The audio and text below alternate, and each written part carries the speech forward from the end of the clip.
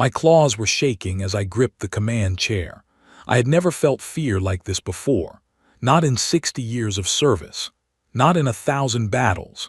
But now, watching the red lights flash across every screen on my bridge, I understood that my people were about to die. My name is Vera Talshen. I am the Fleet Admiral of what used to be the 7th Fleet of the Coalition of Sentient Worlds.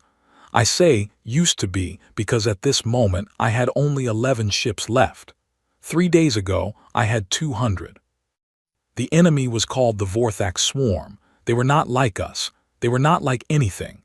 They were living ships, grown in dark places between the stars, hungry for worlds. When they found a planet with life, they ate it. Not just the people. The trees, the oceans, the very air. They left behind only dust and silence. "Admiral, another ship is gone," said my second officer, a soft-spoken being named Muraka. Her voice was calm, but I could see her hands shaking on the control panel. The silver wing just exploded. No survivors. I closed my eyes for one short moment. The silver wing had a crew of 300. I knew the captain. She had 2 young ones waiting for her at home. Home. A word that meant less every day. "Show me the map," I said. The great screen above us lit up. I saw the shape of the galaxy, and I saw the red stain spreading across it like blood on white cloth. 43 of our worlds were already gone. Entire civilizations, millions of years of history, turned to nothing in just a few weeks. My own homeworld, Kellervath, with its beautiful crystal forests that sang when the wind blew through them, had fallen 6 days ago. My mate and my young ones had been there. I had not slept since. "Admiral," Muraka said quietly, "the Council is calling. They want your report." I took a deep breath and walked to the communication room. When I entered, the faces of the 12 Council members appeared on the screens around me. Each one represented a different species of the Coalition. Tall ones, small ones, some with scales, some with feathers, some with smooth skin. But all of them had the same look in their eyes tonight. The look of a people who had run out of hope. "Admiral Talshen," said High Speaker Alan, an old creature with deep blue skin and kind eyes. "What is the situation?" "Honored Council," I began, trying to keep my voice steady. "The 7th Fleet is destroyed. I have 11 ships. The enemy has thousands. Our weapons do not work. Our shields do not hold. Every time we break one of their ships, it grows back together within hours. We have tried everything we know. Nothing stops them." The Council was silent. I could hear my own breathing. "How long until they reach the inner worlds?" asked another member. 3 weeks, perhaps 4, I answered. "After that, there is nothing between them and every coalition planet that remains." One of the council members, a thin creature with long fingers, spoke in a broken voice. "Then we are finished." "There is one more thing we have not tried," High Speaker Alan said suddenly. All eyes turned to him. "We have observed a small system on the far edge of the galaxy," he said. "A single star with one planet that holds intelligent life. We have watched them for many years but never made contact. They were too young, too violent. They fight among themselves without end. They have weapons that we threw away long ago before any of us were born. We quarantined them. We marked their system as dangerous and left them alone." "You mean the humans?" I said. "Yes, the humans of Earth." The room grew cold. I had studied humans in my training long ago. They were strange creatures, 2 legs, 2 arms, soft skin, short lives. But it was not their bodies that made them dangerous. It was what they did to each other. Their history was full of battles. They had built weapons that could break their own world. And now the Council was suggesting we ask these creatures for help. "Honored Speaker," I said carefully, "are you proposing we contact them?" "I am proposing we beg them." The words hung in the air like a blade. "If we bring them into this, we may win the war," Alan continued. "But we may also be opening a door we cannot close. Humans are unlike any species in the Coalition. They do not think as we think. They do not feel as we feel. Once they have traveled the stars, they may never go home again." Better a living galaxy with humans in it, said another member, than a dead one without. The vote was taken. It passed. The transmission was sent that same hour, carrying a signal across the empty space between stars, a cry for help, a last hope. I returned to my bridge with a heavy heart. I did not believe humans could save us. I had read the reports. They had only just begun to travel between their own planet and their small moon. Their ships were small and simple. Their weapons were crude. They were children compared to us. But children sometimes surprise their elders. 3 days passed. The Vorthak moved closer. We retreated and retreated, losing more ships every hour. I had 8 vessels left, then 6. Admiral, the humans have responded. I stood up so fast I nearly fell. What did they say? Mureka looked at me with wide, confused eyes. They said, yes, that is all, just yes, they are coming. I did not know what to feel, hope, fear, both perhaps. When? They say their fleet will reach our position in 4 days. 4 days? That is not possible. They do not have that kind of travel technology. Mureka checked her panel again. They say they have been working on it in secret. They say they have many things in secret. I sat back down slowly. 4 days. 4 days and the humans would be here. I did not know if I should pray for their arrival or pray they turn back. We continued to retreat. The Vorthak followed like a wave of darkness. I did not sleep. I walked my ship and spoke to my crew, trying to give them strength I no longer felt myself. I visited the ones who were hurt. I stood with the ones who were grieving, and I tried to remember what peace had felt like. On the 4th day, something strange happened on the long-range scanners. Signals appeared that did not match anything in our records. The shapes were wrong. The energy patterns were wrong. It was as if a new kind of ship had entered our space. What are we seeing? I asked. Admiral, said my scanner officer, I think it is the humans. I walked to the main screen. The images were not clear, but I could see shapes moving fast through the dark, faster than our ships could move, much faster. They were not in any formation I recognized. They flew in a way that looked wild, almost careless. Then the communication channel opened. A human voice came through, warm and calm and casual, as if the speaker were not about to face an enemy that had destroyed entire civilizations. Hello there, Admiral. Name's Commander Daniel Price, Earth Defense. We got your message. Sorry we took so long. Traffic, you know how it is. I did not know how to respond. Was he joking at a time like this? Commander Price, I said, I am grateful you came, but I must warn you. The enemy ahead of us is beyond anything your people have faced. I fear you do not understand what you are flying into. There was a pause. Then the human laughed, actually laughed. I could hear others behind him laughing too, not cruel laughter, something else, something I did not have a word for. Admiral, Commander Price said, still with that strange, warm tone. With respect, I don't think the enemy understands what they're flying into either. Now let's go to work. The human ships moved past our retreating fleet. I watched them go by on the screen. They were smaller than our ships, rougher. Not beautiful the way coalition vessels were beautiful. They looked like they had been built in a hurry, with mismatched parts, each one slightly different from the last. They looked like weapons, every single one of them. The Vorthak came into view on the long-range scanner, a wall of living darkness, thousands of ships, stretching farther than the eye could follow. The humans did not slow down. They did not form a defensive line. They did not even speak to each other on the open channels. They just sped up. Commander Price's voice came through one last time before the battle began. He was still calm, still warm, but there was something new in his voice now. Something I had heard in the voices of my own warriors long ago, before our people forgot how to fight. All right, everyone, he said, let's show them who we are. And then the humans opened fire. My name is Lieutenant Sophie Hart, and I am 26 years old. 2 months ago, I was flying training missions over the Pacific Ocean. Today, I am piloting a ship called the Falcon 8, 12,000 light-years from home, into the largest battle in human history. I should be scared. I am scared. But I am also something else, and I do not have a word for it yet. Ahead of me, through the front window of my cockpit, I can see them. The Vorthak. They look like storm clouds made of black metal, rolling through space, bigger than cities, bigger than mountains.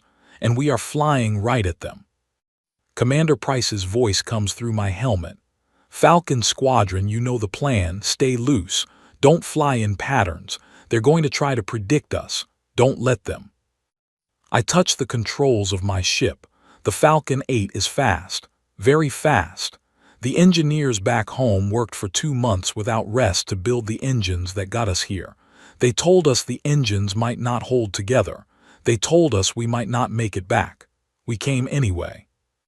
Copy that, Commander, I say into my microphone. There are 47 ships in my squadron. Behind us there are 2,000 more human ships. Behind them the Coalition fleet watches, small and quiet. They do not know what to make of us. I can see the Admiral's ship on my side screen. The alien Admiral, Veritalshen. I hope she is watching. I hope she sees what we do next. Weapons free, Commander Price says. I pull the trigger. The Falcon 8 shakes as its guns open up.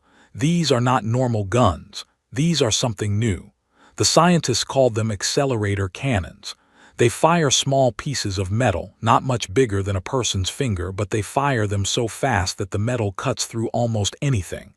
No explosion, no energy beam, just pure speed turned into a weapon. The first Vorthak ship in front of me lights up with holes. Its thick hide, the hide that ate Coalition laser fire for breakfast, cannot stop thousands of metal pieces moving faster than sound. The ship does not explode. It just stops. Its insides torn apart, it drifts dead. Around me, my squadron is doing the same. The black wall of Vorthak ships is suddenly full of gaps. They're reacting, shouts one of my squadron mates, a pilot named Oliver Brooks. Spread out, spread out. The Vorthak begin to shoot back. Their weapons are living things, strange and green and bright, firing beams of energy that melt everything they touch. But we are moving too fast, too wild. 1 second I am climbing, the next I am rolling, the next I am upside down, the next I am flying straight into a wall of enemy fire and then sliding sideways just before it reaches me. The humans who designed the Falcon did something smart. They made the ship able to turn in any direction at any time without needing to slow down first. The Coalition ships cannot do this. Their pilots always turn in wide, smooth circles. They fight the way a dancer dances. We fight the way a street fighter fights. Sophie, on your left, Oliver shouts. I do not look. I just move. My ship flips sideways and a green beam passes through the space where I had been 1 second before. I come out of the flip firing, and another Vorthak vessel goes quiet. 3 hours. That is how long the first battle lasts. 3 hours of madness, of flying, of shooting, of twisting and rolling and screaming and laughing over the radio. Yes, laughing. Because there is a strange joy in this, in doing something impossible, in being alive when you should not be. When the first wave of Vorthak breaks and begins to retreat, something no Vorthak has ever done in the history of the Coalition War, the radios go quiet. We sit in our ships, breathing hard, staring at what we have done. I count the ships in my squadron. There are 31 left. 16 of my friends are gone. 16 names I will remember for the rest of my life. But the Vorthak are running. The Vorthak who have never run from anyone. Good work, everyone, Commander Price says. His voice is rough now, tired. We're not done, but this round goes to us. Back on the Coalition command ship, I am later told, Admiral Veritalshen stood very still for a very long time after the battle ended. Her officers asked her what she was thinking. She did not answer for almost an hour. When she finally spoke, she said only 3 words. We were wrong. The next day, the humans do something even stranger. Instead of waiting for the Vorthak to attack again, we attack them. This has never been done. The coalition has always fought a defensive war. They form lines, they hold territory, they try to protect their worlds. They have forgotten, or perhaps never knew, that sometimes the best way to stop an enemy is to go find that enemy and hit them first. Our scientists have built something new. It is called a gravity hook. It uses a trick of physics that the coalition had discarded long ago as too dangerous. It lets a ship dive close to a star, use the star's pull to gain terrible speed, and then be thrown out the other side, going faster than any engine could ever push it. 300 human ships do this at once. They dive into a small yellow star near the Vorthak position. When they come back out, they are moving so fast that the Vorthak sensors do not even register them until they are already in firing range. I am in one of those 300 ships. My stomach feels like it is in my throat. The star's light washes over me, golden and terrible, and then I am on the other side, flying at a speed no human has ever flown before. The Vorthak battle group never had time to form up. Our ships tear through their center like a spear through paper. We fire everything we have. We drop new weapons the engineers just finished building, weapons that push energy into the Vorthak ships in a way that makes their insides go cold and stop working. An entire Vorthak battle group, destroyed in 12 minutes. I come out of the attack with tears in my eyes and a smile I cannot control. My hands are shaking so hard I can barely hold the controls. Oliver's voice comes through my radio, and he is singing, actually singing, some old song from back home about a river and a girl. We do this over and over. We invent new tactics every day. When the Vorthak try to copy us, we change again. They cannot keep up. They think like a single mind. One mind, no matter how large, can only think one way at a time. But we are not one mind. We are thousands of minds all working at the same time, all trying different things, all learning from each other. 2 weeks into our war, we have retaken 8 coalition worlds. Admiral Vera requests to meet me. Not me personally, but a human pilot, any human pilot. She wants to understand us. I am chosen because my commanding officer thinks I am polite. This is perhaps the only time in my life someone has said that about me. I dock with her ship. I walk through her corridors where tall, graceful aliens stare at me with wide eyes. I feel like a small, ugly, strange thing among them. They are beautiful. Their halls are like gardens. Their lights are soft. I reach the bridge. Admiral Vera stands to greet me. She is much taller than I expected. Her skin is pale silver and her eyes are large and dark, like pools of water at night. She bows her head, a coalition sign of respect. "Lieutenant Hart," she says. Her voice comes through a small machine that translates her words. "Thank you for coming." "Admiral," I say. I do not know what else to say. She studies me for a long moment, then she speaks. "Your people are winning this war. I must ask you something and I need an honest answer. How?" I think about the question. I think about all the pilots I have lost. I think about Oliver, who is still alive, thank goodness. I think about the engineers back on Earth, working 20 hours a day, sleeping on the factory floors, building ships and weapons as fast as they can. I think about the children back home, sending us videos and drawings every week. "Admiral," I say finally, "I do not think you would understand." "Try me." I take a breath. We have fought for our whole history. We fought each other. We fought our own world. We fought hunger and cold and darkness. We are very good at fighting because for a long time it was the only thing we were good at. When your message came, something changed. We did not see a problem. We saw a purpose. For the first time in our history, all of us agreed on something. We all agreed that your people should not die. Admiral Vera is very still. "So you fight for us?" "No, Admiral, we fight with you. There is a difference." She looks at me for a long time. Then slowly, she lowers herself to the floor, sitting on her back legs in what I later learn is the highest coalition sign of honor. "Lieutenant Sophie Hart," she says, "I have served for 60 years. I have met kings and presidents and high speakers, and I have never in all my life been as proud to stand beside anyone as I am to stand beside you." I do not know what to say, so I sit down across from her on the strange alien floor and we talk. For 3 hours, about our peoples, about our worlds, about the long road ahead. When I leave her ship, I know that something has changed, not just in the war, in the galaxy itself. The humans are here now, and nothing will ever be the same. My name is Dr. Leo Carter, and I have been at the edge of a nervous breakdown for 6 weeks. I am a xenolinguist. That is a fancy word for someone who studies how aliens talk. Until 2 months ago, there were no actual aliens to study, so I mostly wrote papers no one read and drank too much coffee. Now I am on a coalition command ship, sitting next to the alien fleet admiral, translating a war. Tonight I am watching the alien scientists try to understand us. They are studying human weapons. They are studying human ships.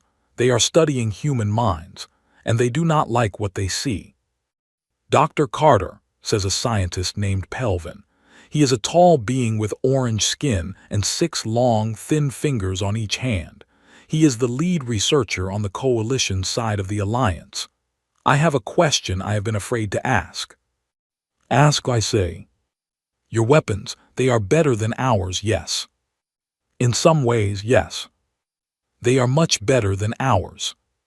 "Yes." "And you developed them with no enemy to fight. You were alone on your world. You had no one threatening you. No one outside, I mean. You had only yourselves." I wait. I know where this is going. "Dr. Carter," Pelvin says quietly, "who were you building these weapons to use on?" There it is. The question every alien has wanted to ask but has been too polite to voice. I look at him, at his kind, worried eyes, at the long, thin fingers that have never held a weapon, never needed to. "Each other," I say. "We built them to use on each other." Pelvin stares at me. He does not speak for a long time. "Your own species," he says finally. "Yes." "And you still do this?" "Sometimes, less than we used to, but yes." He makes a sound in his throat. I later learn it is the coalition sound of deep sadness. "I am sorry," he says. "I am so sorry for your people." I want to explain. I want to tell him that humans are not only war. I want to tell him about our music, our art, our families, our love. But the truth is, he is not wrong to feel sorry for us. Our history is heavy. We carry it with us. "The strange thing," I say, "is that this heavy history is what is saving you now." Pelvin thinks about this. "Yes," he says, "I know, but I think that makes it sadder, not better." I cannot argue with him. Later that day, Admiral Vera calls me to her quarters. Her rooms are beautiful and simple. There are plants that I cannot name, growing slowly in clear bowls. There is music playing softly. It is the kind of music that makes you want to sit still and think about nothing. "Dr. Carter," she says, "I need your advice." "Of course, Admiral." "The Coalition Council is having arguments. Some of them are worried. They see your people winning battle after battle. They see the numbers. In 60 days, humans have pushed the Vorthak back farther than the Coalition pushed them in 6 years. They are afraid." "Of the Vorthak?" "Of the humans." I sit down on one of her low chairs. I had expected this. "What are they saying?" I ask. Admiral Vera looks out her window at the stars drifting past. "Some say that when the war is over, we should thank the humans and ask them to go home. They suggest we draw a line around your system and say, we do not cross it and you do not cross it. A promise of peace, kept by distance." "And what do you think?" She turns to look at me. Her dark eyes are tired but kind. "I think I know what would happen if we tried that." "Tell me." "Your people would say yes. They would go home. They would not argue. They would build their own alliance with their own ships, and they would spread among the stars on their own, whether we gave them permission or not. And in 50 years, we would look out and see a second coalition, one that was not ours, stronger than ours, and we would wonder why we ever tried to close a door that could not be closed. I nod slowly. She is right. What do you want to do instead? I ask. I want to open every door we have. I want to invite them in. I want to learn from them, and I want them to learn from us. I want a galaxy where we are not their teachers and they are not our soldiers. I want a galaxy where we are family. That is a big dream, Admiral. It is the only dream worth having. The next morning, something terrible happens. I am in the main laboratory, helping Pelvin study a piece of Vorthak material. It is strange stuff, half alive and half metal, always warm to the touch, always moving a little, as if it is breathing. Pelvin is explaining that the coalition has been trying for 6 years to understand how it works. Then the door opens, and a human scientist walks in. Her name is Dr. Emma Lowell, and she is a biologist from the Earth Defense Research Team. She carries a small case in her hand. "Pelvin," she says with a friendly smile, "I have something to show you." She opens the case. Inside is a tiny glass tube. In the tube is a drop of something that looks like water but shines a little, as if it has its own light. "We made this," Emma says. "We would like your opinion." Pelvin looks at the tube. "What is it?" "It is a way to end the war." The room goes quiet. I put down my tablet. I feel suddenly cold. "Explain," Pelvin says. Emma does. She explains that human scientists have studied captured pieces of Vorthak and found something important. The Vorthak are all connected. They share one mind spread across thousands of ships. That mind is strong, but it has a weakness. If you put the right kind of information into it, information that does not make sense, information that fights with itself, the mind cannot handle it. It will break apart. "What happens when it breaks apart?" I ask. "The Vorthak stop being one thing," Emma says. "They become many things. Each ship starts to think for itself. And without the shared mind telling them what to do, most of them will not know how to continue the war." Pelvin looks at the tube for a long time. "You have built a weapon that attacks the mind itself." "Yes." "Is this safe?" "For us, yes. The code only works on their kind of thinking. It cannot affect us." "And for them?" Emma meets his eyes. "They will still be alive, but they will not be the Vorthak anymore. They will be something new. Separate beings, each one alone, each one having to learn how to exist without the group." Pelvin is quiet for a very long time. Finally, he speaks. "This is a terrible thing you have made." "Yes." "It may also save millions of lives." "Yes." "Will you use it?" Emma looks at me, then back at Pelvin. "That is not our choice. It is the Council's choice. We made it because we could. We wanted you to know it exists." She closes the case and walks out of the room. Pelvin and I stand there for a long time, not speaking. "Dr. Carter," he finally says, "your people frighten me sometimes." "I know. But tonight they also impressed me. Not because they built this thing, but because they brought it to us first instead of using it without asking." I think about this for a long time that night.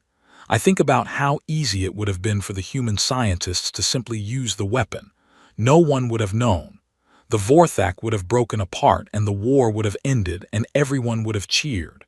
But instead, they walked into an alien laboratory and handed the weapon over for approval. They gave up their control over it. They trusted us to decide together. That is the other side of my people. The side the coalition is only beginning to see. We are not only weapons. We are also the ones who choose when to put the weapons down. The council meets the next day. The vote is close. In the end, they agree to the plan, but they add one condition. A human team must go with the weapon, not to attack, not to hurt, but to be witnesses. so that whatever happens in that dark place will be seen by human eyes as well as coalition eyes. The team is selected within 2 hours. I know some of the names on the list. I feel sick seeing them. One name above all others makes my stomach turn. Commander Sophie Hart, promoted 3 weeks ago for her work in the gravity hook assault. She is the one leading the mission. I find her in the docking bay, loading supplies into a small ship.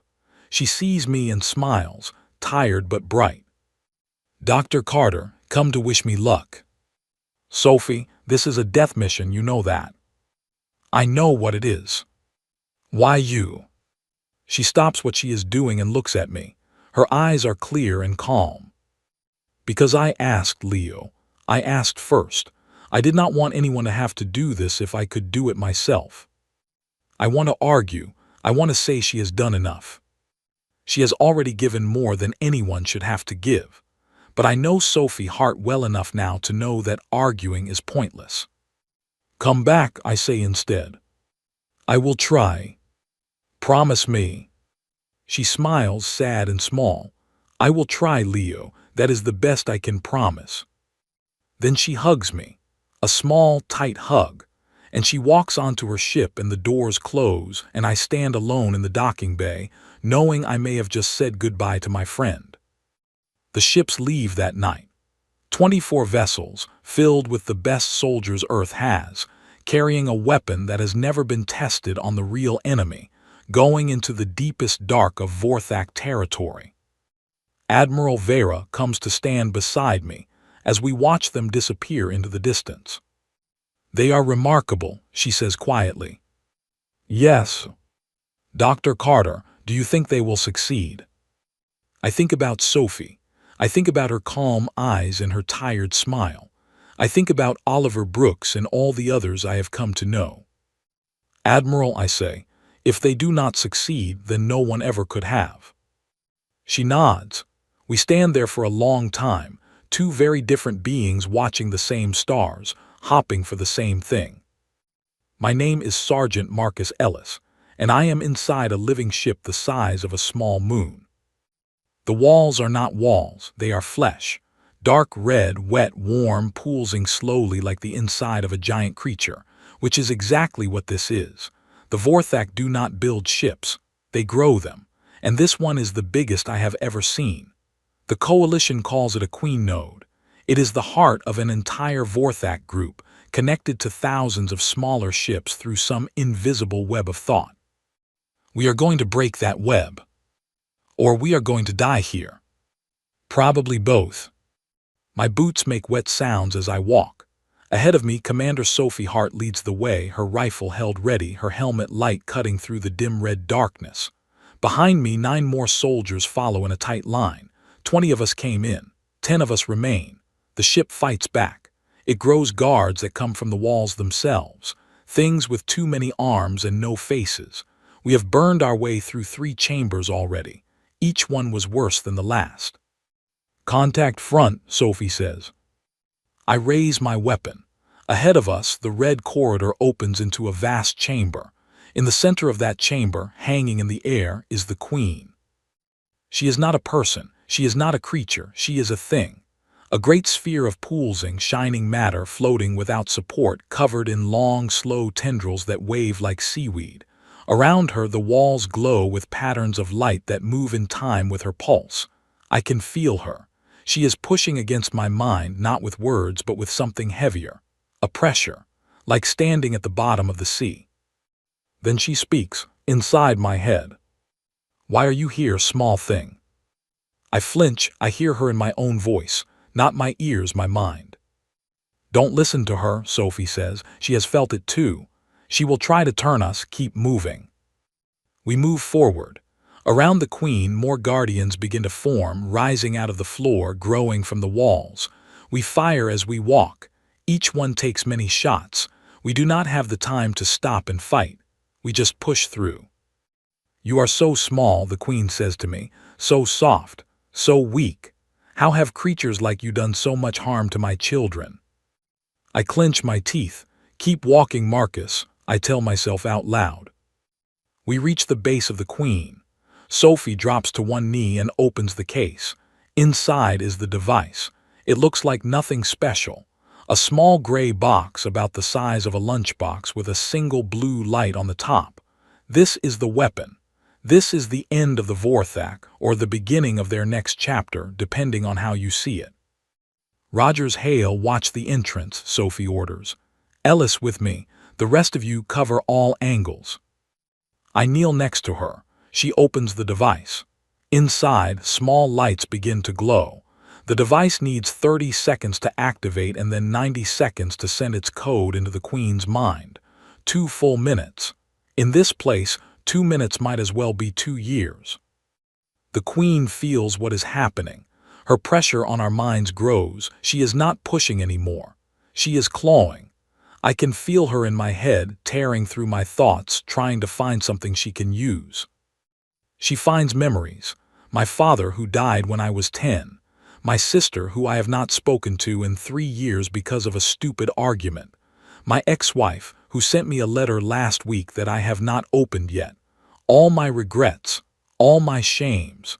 She pulls them up like weeds and holds them in front of me. Look, she whispers, look at what you are. Broken, alone. Why do you fight for these alien creatures? They do not care about you. They will throw you away when the war ends. Shut up, I say through my teeth. You are a weapon, nothing more. Your own people made you a weapon. Put down your rifle and rest, small thing. Let my children take you, it will be quick. 20 seconds, Sophie says. I see her face in the light of the device. Her eyes are wet. The Queen is working on her too, but Sophie's hands are steady on the controls. Then the Queen tries something different. She stops pushing. She goes quiet. I feel her retreating. For one moment I think we have beaten her. Then the room explodes. Not with fire, with mines. 1,000 Vorthak ships connected to this Queen all turn their full attention on us at the same time. The pressure in my head becomes pain. I cry out. I fall to one knee. Around me, my squadron members do the same. One man, Private Chen, begins to bleed from his nose. Another, Corporal Walsh, drops to the ground and does not get back up. 10 seconds, Sophie says, still working, her voice tight with effort. The Queen's tendrils begin to move. They come down toward us, slow and heavy, reaching. Then something happens that I will never forget. Sophie stands up. She stands up in the middle of that pressure, in the middle of that pain, with tendrils the size of trees coming down at her, and she laughs. She laughs. It is not a happy laugh. It is not a crazy laugh. It is something else. It is the laugh of a person who has looked at the worst the universe has to offer and decided, you do not scare me. You want to know what we are, she shouts at the Queen. Her voice fills the chamber. I will tell you what we are. We are not perfect. We are not kind. We are not pure. We are a mess, you great big ugly thing. We are a beautiful, terrible, painful mess. And we are exactly what you need to worry about. She presses the final button on the device. The blue light turns bright white. The Queen stops moving. Her tendrils freeze in the air. Her pulse stutters. Then she begins to scream. Not with sound, with her mind. A scream so loud inside my head that I see white. I see my whole life. I see my mother, my father, my sister, the girl I kissed when I was 17, the dog I had when I was 8, every moment I have ever lived all at once. And then the scream stops. The Queen is still floating, but she is not the Queen anymore. The great shared mind, the thing that made the Vorthak a single terrible force, is breaking apart. Through my helmet communication, I start to hear reports. Outside, across the entire Vorthak battle group, ships are going still. Some are firing on each other. Some are drifting. Some are trying to flee. The hive is dying. What is being born in its place, I do not know. But the war as we have known it, is over. We did it, Sophie says, soft and tired. We actually did it. Then the ship begins to shake. Without the hive mind to keep it alive, the Queen node is starting to fall apart. The walls pulse and tear. Red fluid begins to pour from ceiling cracks. The floor beneath us trembles. "Move," Sophie shouts. "Back to the ship now."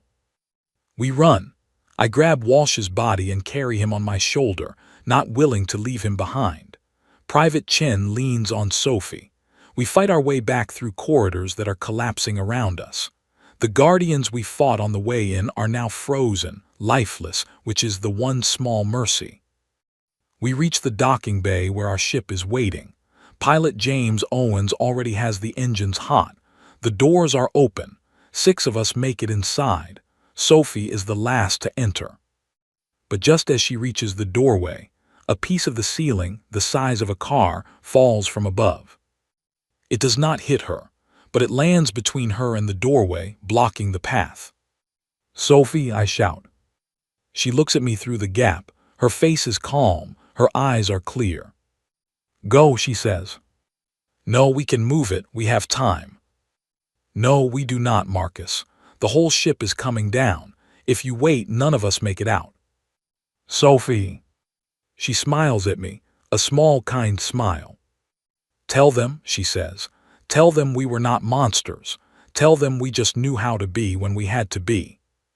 Then she turns away from the doorway. She runs into the collapsing ship, drawing the last of the Vorthak guardians after her, making sure nothing follows us out. I scream her name. James Owens grabs me and pulls me back. The door closes. The engines roar. Our ship tears free of the dying Queen Node and into open space. Behind us, the giant Vorthak vessel breaks apart in silent, terrible beauty, scattering into the dark. Commander Sophie Hart is gone. The war is won. I sit in the back of the ship, still holding Walsh's body, and I cry. Not for the mission, not for the victory, for my commander, for my friend. Dr. Carter is waiting when we return to the Coalition fleet. He sees my face through the window of the docking bay before I even step off the ship. He knows. He does not need to ask. I walk over to him. I do not know what to say. "Tell me," he says. I tell him every word, every moment. The Queen screams, Sophie's laugh, her final words.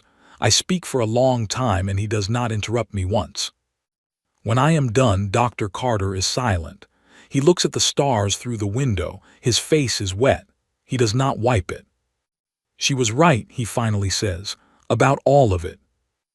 Admiral Vera Talshen comes down to meet us within the hour. She has heard the news. She stands in front of me and lowers her head in the Coalition way of deepest respect, held for almost a minute. Her officers behind her do the same. None of them say a word. When she finally looks up, she speaks, her voice soft and low. "I did not know her well, but I knew her enough. Your Commander Hart was one of the finest beings I have ever encountered in my life.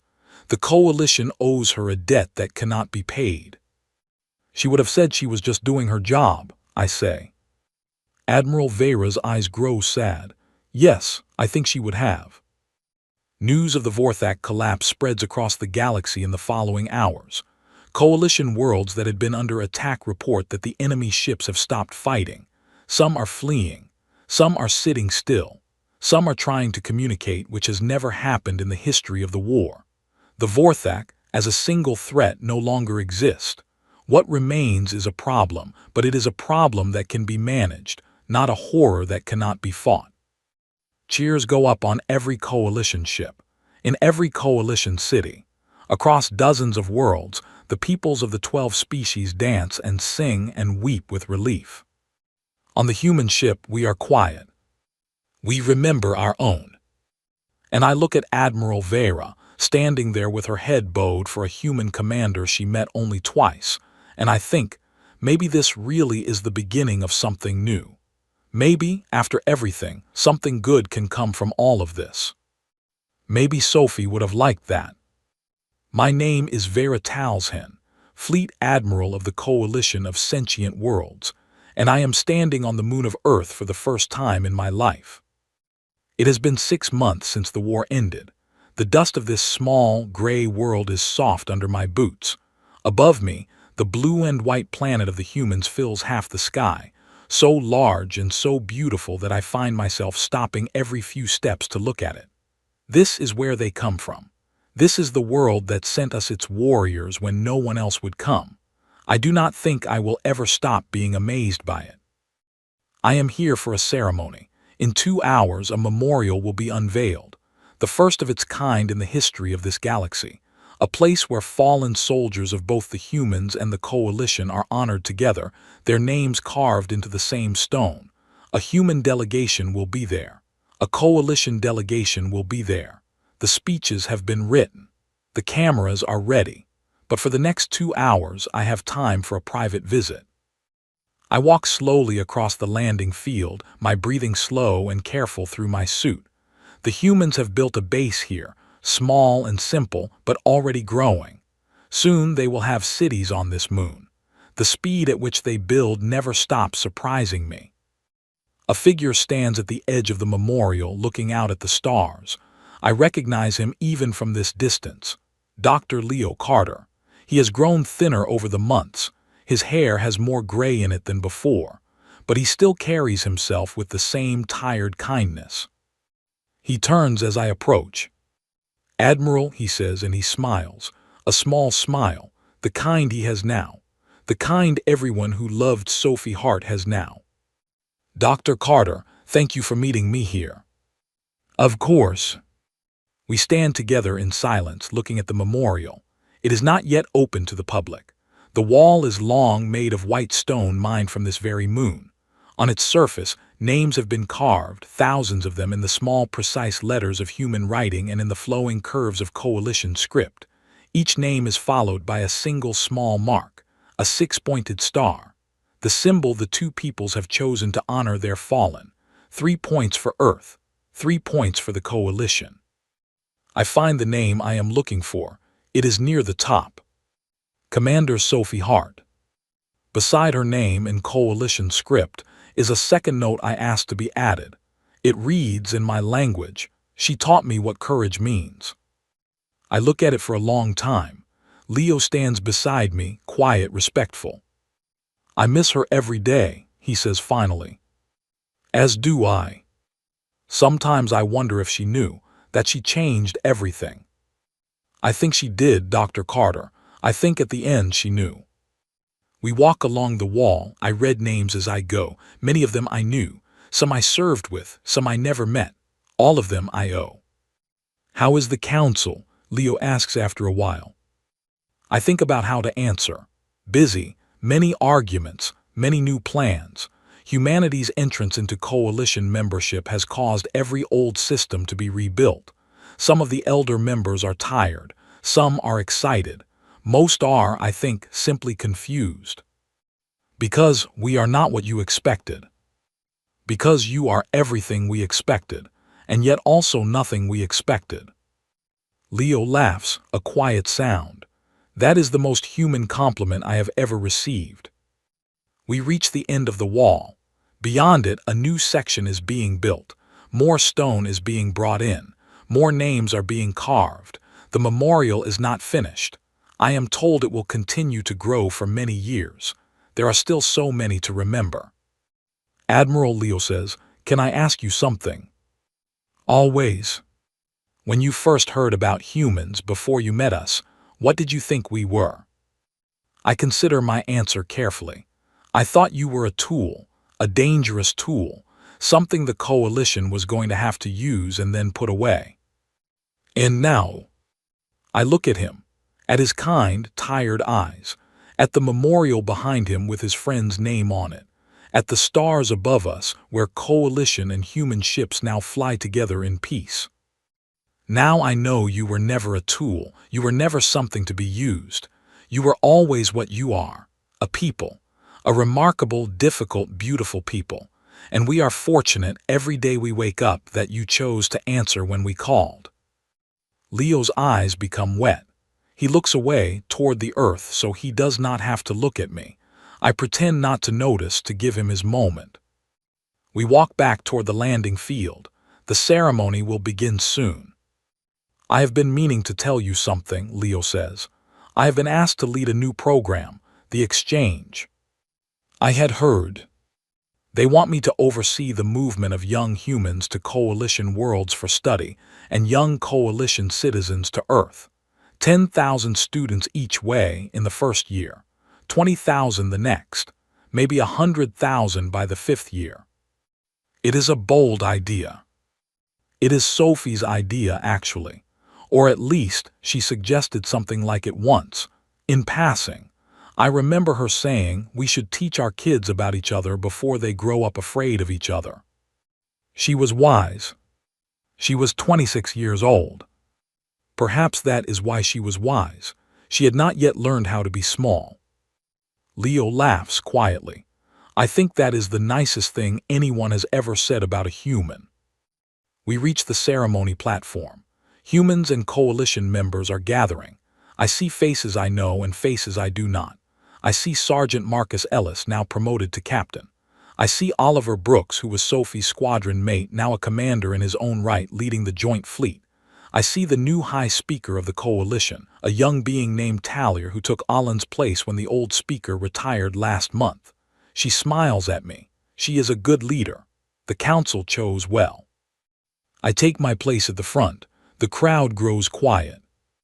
I had planned a long speech. It was carefully written, full of facts and numbers and proper words of honor. I reach into my pocket and take it out. I look at it. Then I put it away. I step up to the microphone. I had prepared a speech, I say, and the translators carry my words out to every being watching. On this moon and on every coalition world in the galaxy. But I will not read it. It was too long, and I do not think in the end it said the right things. The crowd waits. I have served the coalition for more than 60 years. I have seen many things. I have watched worlds fall and worlds be saved. I have stood before kings and high speakers and councils, but I have never had to find the right words for what I must say today. I pause, I look at the wall behind me, at all the names. When our message went out 6 months ago, we were dying.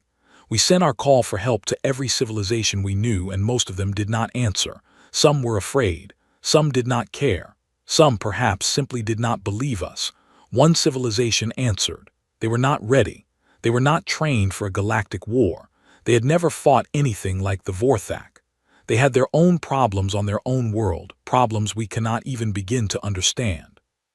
But when they heard our call, they came anyway. I can feel my voice shaking. I let it shake. It is the truth. They came in ships they built in a hurry. They came with weapons that made the rest of the galaxy uncomfortable. They came as strangers, and they fought beside us, and they died beside us, and they won a war that we had already lost. The crowd is silent. I see Leo in the audience looking up at me. His eyes are wet, so are mine. I came to this ceremony to say thank you. But thank you is not a strong enough word. I came to say I am grateful, but grateful is not enough either. There is no word in my language, or in any of the 12 coalition languages, that carries the weight of what I must say today. So I will say it in the language of the people who saved us. I take a breath, and I speak in the human tongue carefully, slowly, the way Leo taught me. We owe you our lives. The crowd does not move. Then slowly every human in the audience bows their heads, and every coalition member, understanding the moment, lowers themselves to the floor. Silver skins and orange skins and blue skins and brown skins, all bowed together, honoring those we have lost. When I speak again, I return to my own language. The coalition has voted. Humanity is now a full member of our alliance, with all the rights and responsibilities of every founding civilization. A new designation has been created, one that has never existed before, to mark the unique nature of the human contribution. From this day forward, Earth's people carry the title of guardians, not servants, not soldiers, guardians. A people whose strength protects, whose difference enriches, and whose choice to stand with us will never be forgotten. I look out at the crowd one last time. To my human friends, welcome. You are not our guests. You are not our allies. You are our family. We have waited for you, though we did not know we were waiting. And now that you are here, we are more whole than we have ever been. To my coalition brothers and sisters, I ask you to remember what this war taught us. We became peaceful, but we forgot that peace is not the absence of struggle. It is the result of struggle. The humans have reminded us of this. Let us not forget it again. And to those whose names are on this wall, to every soldier, every engineer, every pilot, every sergeant, every commander, every ordinary person who did extraordinary things on both sides of the alliance, we remember you. We will always remember you. Your names are not only carved in stone, they are carved in the future of the galaxy itself, and that future will be good because you made it possible. I step back from the microphone. The silence lasts for almost a minute. Then the applause begins. It is not loud. It is slow and steady, the sound of thousands of beings all showing respect together. It goes on for a very long time. After the ceremony, I walk back to the wall alone. I stand in front of Sophie Hart's name. I think about the first time I heard the humans were coming. I think about how I expected to watch them die in hours. I think about the laughter I heard over the open channels as their ships flew into the first battle. I think about how wrong I was. I think about how grateful I am that I was wrong. Leo joins me after a while. He does not speak. He just stands with me. "Do you think she knew," he asks again softly for the second time today, "that it would all work out, that what she did would matter this much?" I think about Sophie's last words, as Marcus told them to me. Tell them we were not monsters. Tell them we just knew how to be when we had to be. I think she knew, I say. I think more than any of us she understood what her people were doing, what they had always been, and what they could become. Leo nods. He wipes his eyes. "Admiral," he says, "I am glad you were the one who answered the call. I am glad it was you on the bridge of that ship when our signal came through. I am glad your people responded, Dr. Carter. I am glad you were there to help us understand each other. Without you, this moment would not be possible." We stand together for a while longer. Above us, the stars drift slowly across the black sky. The stars that now carry human ships alongside coalition ships. The stars that a young human pilot named Sophie Hart flew through on her way to save a galaxy. "I will tell you one more thing," I say, "and then I will let us both go home. Please. When I return to my world tonight, the elders will ask me what I have learned about humans. They will want the short version, the honest version, the version I will tell their children, who will grow up in a galaxy where humans are normal, where humans are family, where humans are simply a part of the sky. What will you tell them?" I look up at the stars. I think about Sophie. I think about Marcus and Oliver and Emma and every human I have come to know in these 6 months. I think about the thing I could never quite put into words, the thing that makes humans different from every other species I have met. "I will tell them," I say slowly, "that we asked for miracles and humanity came instead, and we discovered in the end that humanity was the miracle. That all this time, while we were building peace and beauty and careful civilizations among the stars, a small blue world was quietly raising the children who would one day save all of us. And those children came when we called. They came without asking for anything. They came because we needed them. And I will tell them this is what family means. Not that we are the same, not that we are equal in every way, but that when the dark comes, we answer each other. We always answer." Leo is crying now openly, not hiding it. I do not mind. It is a human thing, and I have learned to love human things. That is a beautiful thing to tell them, Admiral. It is only beautiful because it is true, Dr. Carter. We stand there for a long time, under the stars, in the silence of a world that has seen too much and has, against all odds, come out the other side. Then we turn and walk back together, toward our ships, toward our peoples, toward a future that neither of us could have imagined a year ago. A future that is, at last, bright. And somewhere in the great memorial behind us, a single name on a wall seems to watch us go. Sophie Hart, Commander, Guardian. the one who laughed at the dark and taught the stars how to shine again.